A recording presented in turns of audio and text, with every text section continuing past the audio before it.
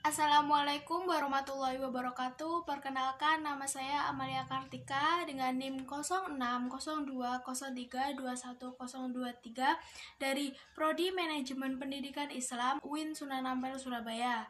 Di sini saya akan menjelaskan tentang teknik-teknik penulisan karya tulis ilmiah.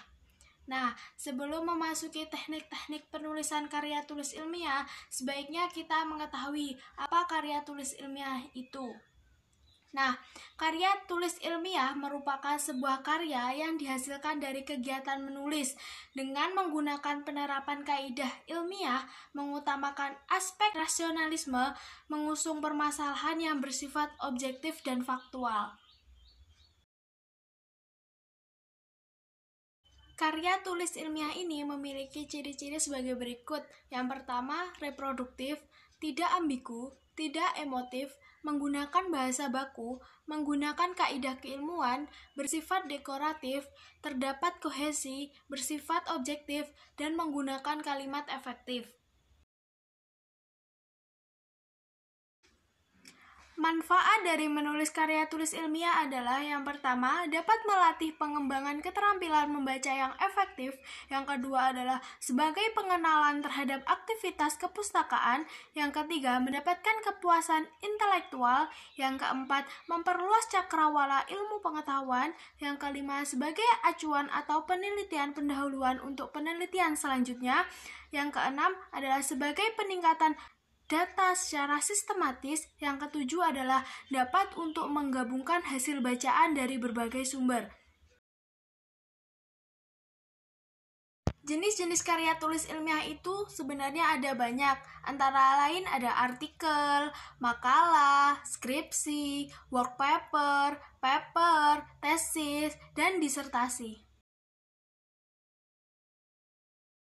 Nah, selanjutnya seperti apa sih struktur dari suatu karya ilmiah itu?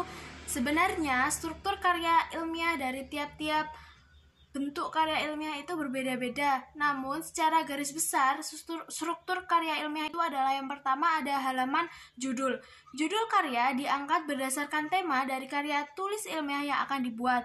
Pada halaman judul ini, nama penulis, judul karya tulis ilmiah, institusi atau lembaga, tanggal, bulan, tahun, dan tempat karya tulis ilmiah ini dibuat, ditulis dengan aturan rata tengah, diurutkan setelah judul di bagian bawah. Struktur yang kedua adalah abstrak. Abstrak merupakan ringkasan dari keseluruhan isi suatu karya tulis ilmiah. Abstrak berfungsi memberikan penjelasan kepada pembaca agar secara cepat pembaca memahami isi, maksud, dan tujuan dari penulis menuliskan karya ilmiah tersebut. Abstrak bersifat informatif, namun tidak terlalu panjang penulisannya, kurang lebih sekitar 250 kata. Untuk struktur yang ketiga adalah pendahuluan. Pendahuluan biasanya menceritakan alasan penulis melakukan penelitian ini, apa yang melatar belakangi penelitian ini, menceritakan tujuan serta manfaat dari karya tulis ilmiah yang ditulisnya. Struktur yang keempat adalah kerangka teoritis. Maka, dengan definisi pengertian di atas, kerangka teoritis merupakan garis besar rancangan konsep sistematis yang menjadi panduan sebuah penelitian. Untuk struktur yang kelima adalah metode penelitian. Untuk mengembangkan kerangka yang telah dibuat terlebih dahulu harus ditentukan metode penelitiannya.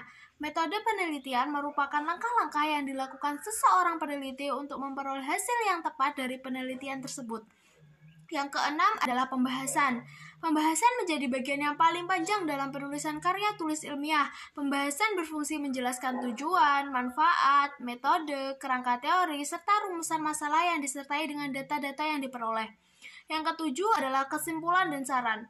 Kesimpulan selalu berada di bagian akhir sebuah karya tulis ilmiah yang berisi pendapat dari penulis atau semua yang telah dibahas.